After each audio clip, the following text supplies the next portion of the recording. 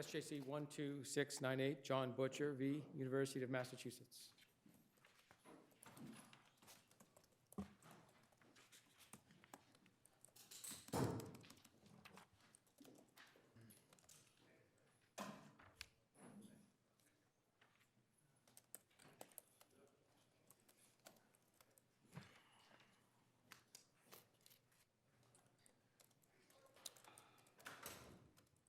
Mr. Butcher, good afternoon. You may proceed. You've got 15 minutes. Good morning, Your Honors. I'm here today to argue that the appeals court did not err in judgment when they argued that privilege does not apply unless there's an official action. In order for there to be an official action, there needs to be a crime, there needs to be an arrest, or the publisher needs to act in the sole purpose of harming the defamed party. Only one is required to nullify privilege. I argue there was no crime, and I argue they did act in the sole purpose of harming the party. Why else would a publisher publish pictures of an attack victim?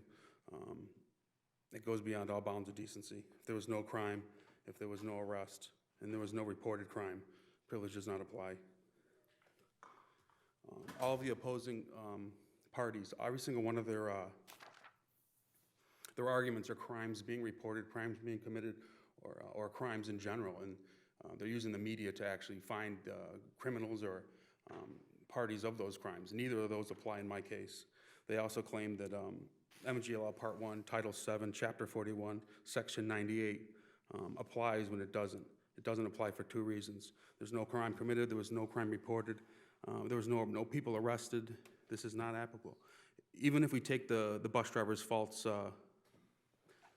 and fabricated statements, this isn't a crime, and the truth of a person reporting a safety violation is not a crime as well.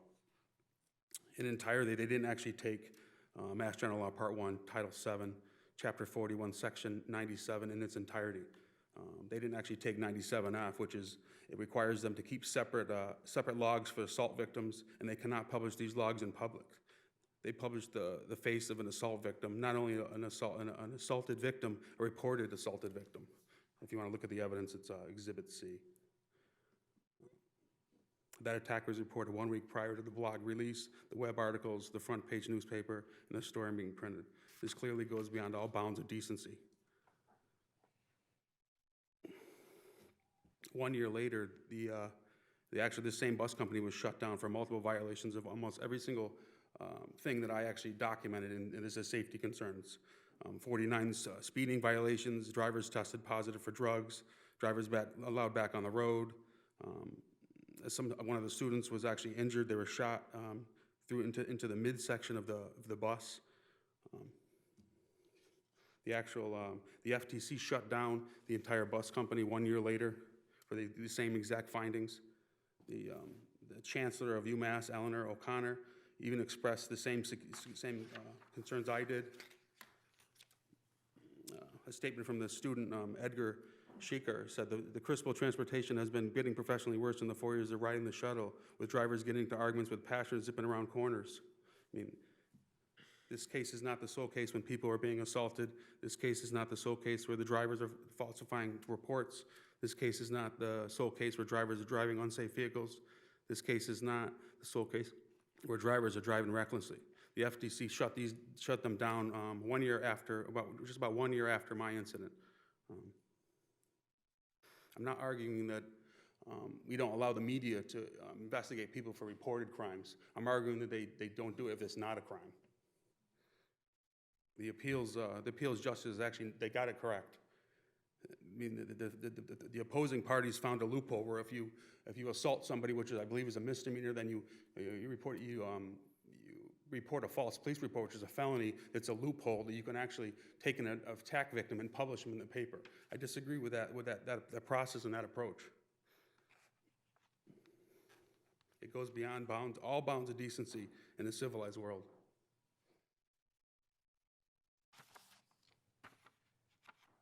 And that's my closing statement if you guys have any questions. Okay. Thank you. Mr. Kravitz. Thank Thank you, Mr. Chief Justice, and may it please the court. I'm David Kravitz on behalf of the appellee Katie Vishniak. With me at council table is Abby Eschke from our office. The fair report privilege in Massachusetts has been recognized for well over 100 years. And according to this privilege, the press is allowed to publish fair and accurate reports of official statements and official actions without fear of liability, even though the information that underlies those actions and those statements may turn out to be false and perhaps defamatory. And as this court explained in the Howell decision, which is the most recent discussion of this privilege, there are important societal and constitutional values that underlie this privilege with respect to the importance of making known to the public what their public servants are doing, and that's why the limitation is to official actions and official statements. And for that reason, the court explained in Howell, it is important that the privilege be construed liberally. And so the question here is not whether the actions that were reported by the bus driver, whether the bus driver's report was true or not. We are here on summary judgment that was awarded to Ms. Vishniak and the other appellees, and so for present purposes, we accept Mr. Butcher's version as true. The question is whether the two publications at issue here, the blotter entry and the subsequent news story that included a photograph, whether those publications were fair and accurate reports of official statements or official actions. Stop you for 1 second. So if the blotter just contained a witness statement, is it your view that because it's statutorily required to create a blotter, that would be covered by if the newspaper got that and printed it, would that be covered? If it just contained, the bus driver complained about a passenger in this thing, that the passenger was taking pictures of people. And that's all it said. The bus driver said this without any commentary or any follow-up. Would that be covered by the fair privilege of the newspaper, just printed everything out of that blotter and it was just a witness statement? So the publication of just a witness statement actually would not, that's not included in the statute. That would actually go beyond what the police obligation is. So here we have a blotter, right? Correct. And they're publishing what the blotter says. I'm just trying to understand, I understand more happened here, but I'm just trying to get a sense of where this works, because at least the appeals court decision says that witness statements alone are not enough. But if a witness statement is all that's in the blotter and it's published, is that covered? I mean, so with the caveat that that is not this case, the blotter, because it is required by statute, the creation and the publication of the blotter is a legislative judgment that certain police actions, certain official actions should be created, should be recorded in plain English, and there are public records, and they're available to the public to view at any time. And so what is in the police blotter, it is routine, as the amici in this case have explained. It is an extremely routine practice on the part of the press to publish what is in the police blotters. But I would want to point out to your question that the text of the statute, Chapter 41, Section 98F, actually doesn't reach just witness statements. What it reaches is police responses to valid complaints received. And that is I think that is what encapsulates what happened here. There was a complaint that was called in, and the police responded to it, and that's what's in the blotter in this case. What about the photograph? I'm sorry? What about the photograph? So the photograph, of course, is not in the blotter. That's right. Right. The photograph here was released as part of an official action by the police, and we know that from the record in the case. We have the entire history of the various police reports, none of which are disputed, and we know from Detective Parlin's report that what happened was the police had this incident called in. They had a photograph, but they didn't know who the individual was. There was this correspondence under a pseudonym that officials within the university were investigating. And at some point, the police made the decision that they wanted to release the photograph in order to identify the individual represented in the photograph. That is police officers undertaking an investigation and making a decision that releasing the photograph will advance the investigation. It is official action by any definition. So you would say it's official police statement? It's an official. I'm sorry, It's an official police statement? Is it the photograph? Yes? I don't think that is necessarily a statement, but I certainly think it's an action. And the privilege extends to both official statements and also official actions. And Howell makes this very clear that they are quite different inquiries. And it's important to keep in mind, it's different than if the newspaper is writing a story and they're asking, do you have a photograph? And it's going to make the story better. This is, the photograph is the police perhaps trying to find somebody. Exactly so. And of course, it could be a pretty serious situation, as we too often see. Right, exactly. And that, again, this is something that is raised by the amici in the case. This is a very common practice on the part of the police when they are trying to identify someone who they have a photograph from surveillance video or whatever it is, but they don't know who the person is. They release the photograph to the press in the hope that doing so will allow them to identify the person that they're looking for, who in this case and in many cases is a person of interest. It is not even necessarily a suspect in a crime. So where is the line that, when is it crossed? When does the publication of an allegation go too far? So this court has a long track record on this issue. It goes back to 1884 with Justice Holmes and Cowley versus Pulsifer. And what that case says, and the court has stuck to this line up to the present day, is that where the allegations are wholly at the will of the private individual, and there has been no official involvement, or perhaps only ministerial official involvement, then the privilege does not attach. And the court reiterated this in the Howell decision, where it explained just simply filing allegations in a complaint, or perhaps simply filing a police statement at the police station. If that then somehow gets out into the press, that might not be privileged. But again, that is not at all the situation here. The blotter was a report of official action by the police, namely their response to a complaint. It was published pursuant to a statutory duty to do so. And then the release of the photograph, as I was just saying, was an official action in furtherance of a police investigation. But I'm confused, though. Do they have an obligation to list every allegation in the blotter or not? So the blotter, the statute... So let me just imagine a hypothetical. Sure. Person comes in raving mad to the police station and says, the president of the university is, going to blow up the building. Does that have to be included in the? Do they have to include that in the police blotter? I would not think so, and the reason for that is that the blotter is limited to valid complaints. Is that a slippery slope? Valid complaints? What does that mean? Well, I think what it means, there's no real case law on this statute, but what I would think it means is that we trust the police, we expect the police to do their jobs and to sort of weed out complaints of the type that you're describing from a complaint that at least appears sufficiently serious that the police then choose to respond. And once you're in the territory of... I'm just trying to figure out Chief Justice Gantz's question, where the line is drawn. So if it gets in that blotter, then in your view it's protected, but they have some kind of obligation not to put crazy stuff in the blotter? Is that...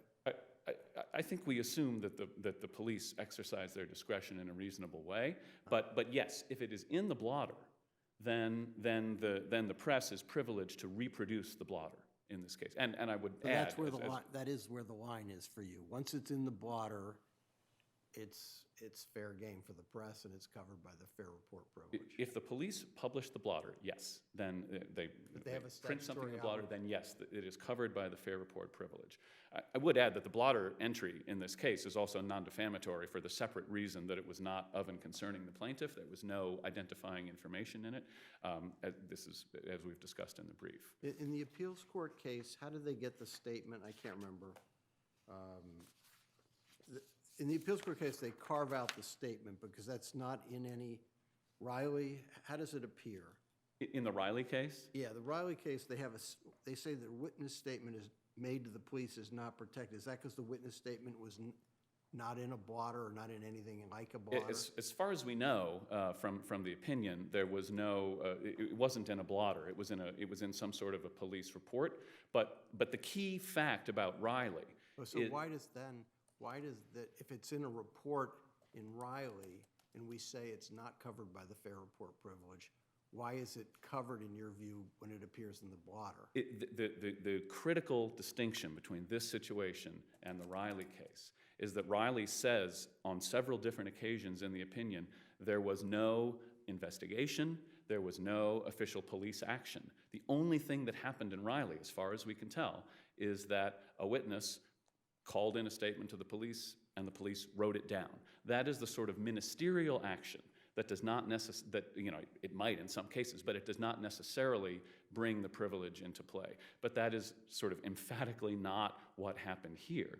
Here we know, again, from the police records, that the police were actively investigating this report, this incident. They were trying to identify the individual involved, and they made a decision to release the photograph in an effort to advance that investigation. So it's simply a factual distinction from Riley, where in Riley there was no official action. And there's no blotter in Riley? No blotter in Riley? It is not a police blotter case, no. No, okay. So if the allegation is that John Smith is seen exposing himself to a group of school children, and they investigate that, and it turns out to be baseless, does it get included in the blotter that there was a report that John Smith was doing that? I think what one, again, there's sort of the hypothetical blotter and then there's the actual blotter. What one typically sees in the blotters is that they are often not of and concerning because they don't necessarily include the names unless someone is arrested. If there's an arrest, then the statute specifically says that the names and the addresses of the people arrested are to be included in the blotter. But if that is what it said, if that was in the blotter, then the press is privileged to report it. Does the press have an obligation to report that it was a baseless, it turned out to be baseless upon investigation? Or can they simply report, police investigate report of John Smith exposing himself? I mean, sort of a subsequent follow-up, if it turned out later that it was... Or that there is no arrest that arises from it. Of course, there could be a lot of reasons for that, but I mean, Right. I'm just, the extent to which allegations float around in this world, some share of which are baseless, Right. some share of which once said can't be unsaid, is a matter of concern. Understood. And so I am trying to figure, and I also understand that the press, even more so these days, doesn't have a lot of money to defend themselves against defamation and libel cases. So it's important to get a line that is clear enough to protect everybody. So how would you draft that language? I think what the court has already laid out in the Howell case, in terms of the scope of the fair report privilege, or in terms of what to do with a police blotter. Well, the police blotter in the context of the fair report privilege. Yeah. So I think the legislature's solution in Chapter 41, Section 98F, is a pretty good one, at least in the sense that it builds in, as I was arguing earlier, it builds in discretion on the part of the police. Not all complaints will be valid. When you have people, someone like what Justice Kafka was positing earlier, they're just going to say, thank you very much, and that will be the end of it. And so at that point, that doesn't go into the blotter. But when they, in their professional judgment, decide that a response of some sort is warranted, that goes in the blotter. And also, I would add, that is an official action. I mean, at that point, the police are doing their jobs. And at the point at which they're doing their jobs, the official action portion of the fair report privilege will come into play. I don't know if that answers your question, but Okay, thank you. okay, thank you.